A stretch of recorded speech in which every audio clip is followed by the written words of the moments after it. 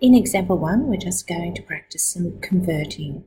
So we saw previously that there are 10,000 square centimetres in a metre, and just in case you're wondering how that came by, if that represented 1 square metre, 1 metre, then it would be 1 metre long or 100 centimetres long by 100 centimetres.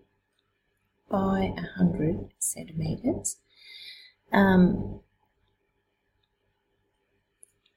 100 times 100 is this 10,000, or a 1 with 4 noughts. So if I'm taking 5 metres squared, then I'm taking 5 and I'm going to multiply, because when it's still the same, big to small, you multiply.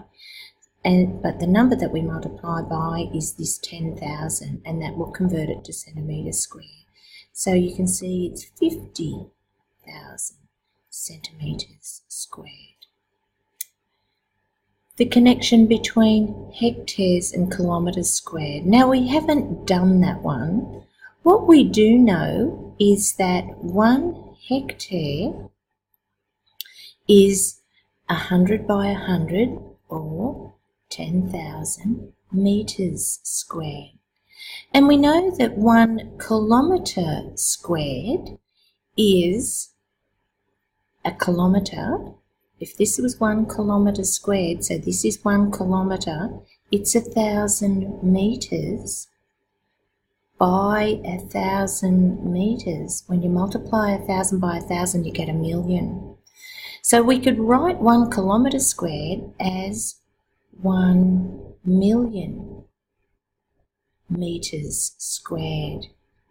Now, if I have 540 hectares, then I have 540 times 10,000 metres squared, which will be 4, and I'll have 1, 2, 3, 4, 5 zeros. Metres squared. Now, I can take that metres squared and convert it to kilometres, but remember, if I'm going from metres to kilometres, then I divide, because I'm going small to big. So 540,000 divided by 1,000,000. I think I have this and this and this and this and this and this and this and this and this and this. It would be 5.4. 54 divided by 10. 54 kilometres. 5.4 kilometres squared. And that one took quite a bit of work, but I'm sure you can manage that. In example 2, we're finding the area. Now, this is a defined shape. This shape is a parallelogram. Now, if you've looked up the textbook on pages 203 and 204, you'll find that the area of a parallelogram is its base times its perpendicular height. So in this case, the base is the 25, and the perpendicular, it's perpendicular because of the right angle, that's what perpendicular means. Perpendicular height is 15, which is 375 metres squared. Now, the other common sort of area question you'll get is where the area you're finding is made up of 2 shapes. So in fact, in this one, it's one shape, take away another shape. To get this shaded blue area, we would have started with, so I'll call it shaded area. We would have started with the total area, and we would subtract the area of the circle. Now, what is this total area? What shape is this?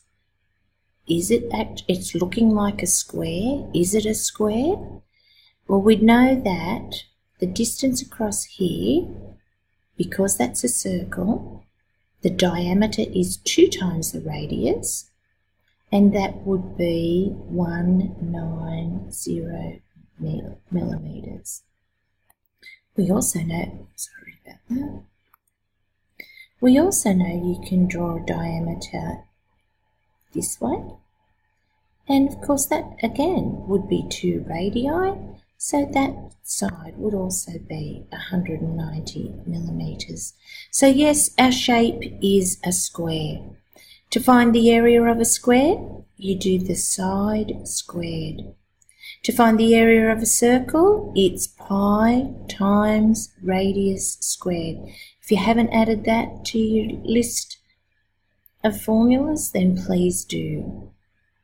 The side length is 190, and we must square that number.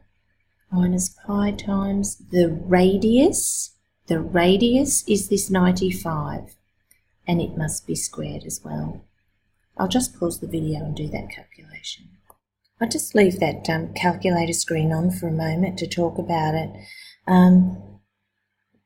There's nothing difficult about the calculation. 190 squared minus pi.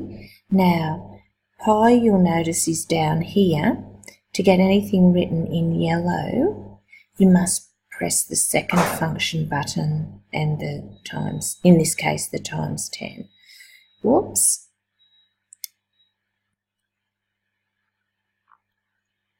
I'll have to do it again. And it was the 7747. Strictly speaking, I should write the full calculated answer there. But every time I go to write, the calculator jumps off. But what you need to do is ensure you've got that answer actually written in here, and then round it. And because there was no instruction about rounding, you can choose yourself what you want to round it to, or you can leave it with the full calculator display. If you round it, explain what you are rounding it to. Now, you should be right now to do, write up your summary and the formulas. Like I said, the formulas that occur in the textbook that aren't on your reference sheet, which is on page 2 of this document, and then attempt the questions from 506.